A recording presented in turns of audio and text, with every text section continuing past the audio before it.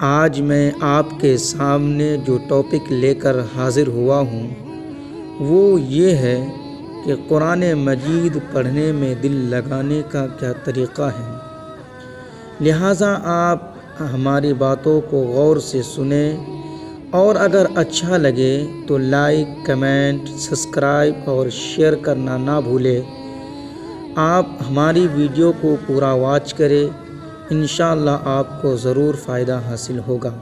میرے عزیز ساتھیو، ہمارا مزاج اور معمول یہ ہے کہ جب کوئی استاذ یا کوئی اور ہم سے کہتے ہیں کہ ہم کو تھوڑا سا قرآن پڑھ کر سناؤ، دیکھیں کیسا پڑھتے ہو، تو اس وقت جہاں تک ممکن ہو سکتا ہے ہم خوب بنا سوار کر پڑھنے کی کوشش کرتے ہیں۔ اب ہم اس طرح کیا کریں کہ جب ہم قرآن پڑھنے کا ارادہ کریں تو پہلے دل میں ہم یہ سوچ لیا کریں گویا اللہ تعالیٰ نے ہم سے فرمائش کی ہے کہ ہم کو قرآن پڑھ کر سناؤ، کیسا پڑھتے ہو، اور ہم یوں سمجھیں کہ اللہ خوب سن رہے ہیں، اور یوں خیال کریں کہ جب کسی انسان کے کہنے پر ہم کتنا بنا سوار کر پڑھتے ہیں تو اللہ تعالیٰ کے فرمانے سے ہم کو تو اور ہی خوب بنا سوار کر پڑھنا چاہیے۔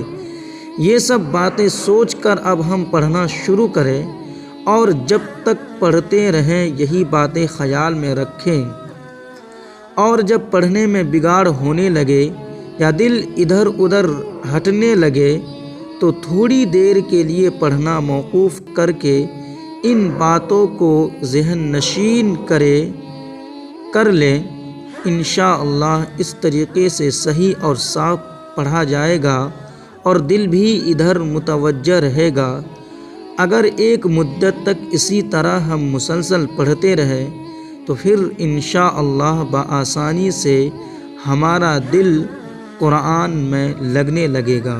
میرے عزیزو، قرآن میں دل نہ لگنے کی ایک بنیادی وجہ یہ بھی ہے کہ ہم قرآن کو قرآن نہیں بلکہ دیگر کتابوں کی طرح ایک کتاب سمجھتے ہیں۔